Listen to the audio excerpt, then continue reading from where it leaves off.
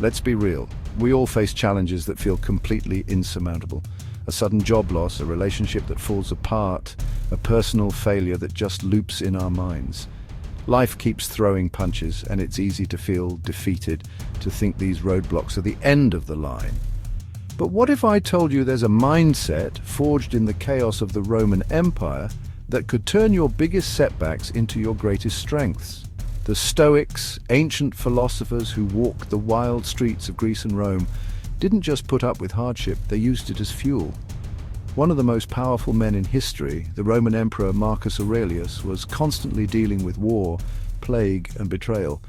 Yet, he came up with a formula for not just surviving but thriving because of it all. In his private journal, he jotted down a line that has rocked the world for centuries.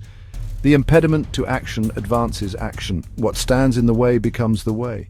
This isn't just some clever catchphrase, it's a timeless operating system for resilience. In this video, we're going to break down the 3 critical disciplines of this ancient guide: perception, action, and will, to help you turn any obstacle you face into the very path that moves you forward.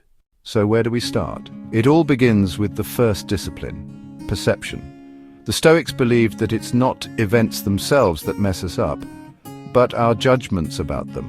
Nothing is objectively good or bad, it's all about the meaning we give it.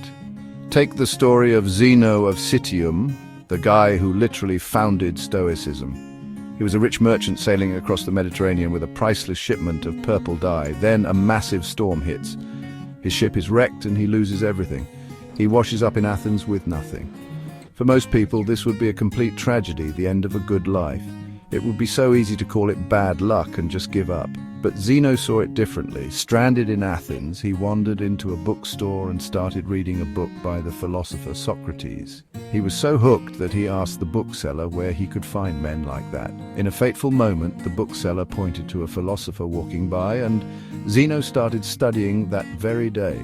That shipwreck, that so-called obstacle, didn't break him. It redirected him. It set him on a brand new path, one that led him to create one of the most influential philosophies in history. That's the power of perception in action. As Marcus Aurelius put it, you have power over your mind, not outside events. Realize this and you will find strength. The obstacle is just a set of facts. The shipwreck is a shipwreck. A job loss is a job loss, but the story we tell ourselves about it, that's where our power is. We can frame it as a disaster, or we can see it as an unexpected detour, an opportunity to learn, pivot, and find a strength we never knew we had. When you get hit with a setback, the first step is to quiet your emotions and see it for what it is. Strip away the labels of terrible, unfair, or impossible. Ask yourself, what are the plain facts here? What's actually in my control? This isn't about pretending the situation isn't tough. It's about refusing to add a second layer of suffering with a panicked or defeated mindset. A clearer head leads to steadier hands, which gets you ready for the next crucial discipline. Okay, so you've managed your perception and have a clear head. Now what? Now you have to do something. This brings us to the second discipline, action. It's not enough to just see things differently. You have to act on that new perspective.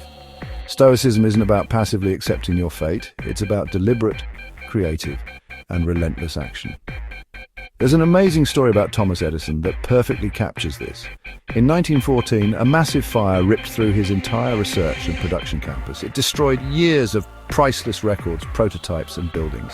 Edison, 67 years old at the time, just watched it all burn. His son, Charles, was terrified about how his father would react to seeing his life's work go up in flames. But Edison was strangely calm. He turned to his son and said, "Go get your mother and all her friends. They'll never see a fire like this again." When Charles voiced his concern, Edison's response was pure Stoic action. "It's all right, we've just gotten rid of a lot of rubbish." The very next morning, with the ruins still smouldering, Edison gathered his employees and announced, "We're rebuilding." He didn't complain, he didn't blame, and he didn't quit. He saw the fire not as a dead end, but as a clean slate. This is exactly what Marcus Aurelius meant when he said the obstacle becomes the way. The problem right in front of you actually contains the instructions for how to solve it. Instead of being paralyzed by how huge the challenge is, the Stoic breaks it down into small, manageable pieces and just starts moving. You don't control the fire, but you control your response. You control whether you start making calls, drawing up new plans, and taking that first step. When you feel stuck, remember that action is the antidote to despair. Don't wait for the perfect moment. Don't wait until you feel motivated. Just start, focus on the immediate task and do it well. Every small, persistent action builds momentum. The obstacle isn't there to stop you. It's there to be dismantled piece by piece through your focused effort. If you're finding this guide to the Stoic mindset valuable, and if you're ready to stop being defeated by challenges, take a second to subscribe and hit that notification bell. We're dedicated to exploring timeless wisdom that helps you build a stronger, more resilient life. So you've controlled your perception, you've taken decisive action, but what happens when you do everything right and you still fail? What about the obstacles you just can't move, no matter how hard you try? This brings us to the third and final discipline, will. The will is our internal fortress, what the Stoics called the inner citadel. It's the part of us that the outside world can't touch. External events can hurt our bodies, take our stuff and wreck our plans, but they can never, ever break our will unless we let them.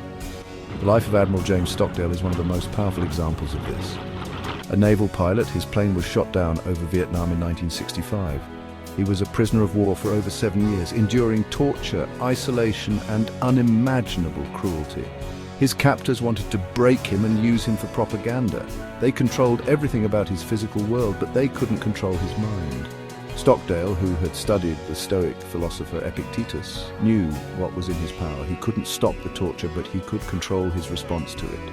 He could refuse to betray his country. He could lead his fellow prisoners, creating a secret code to keep morale up and resist their captors.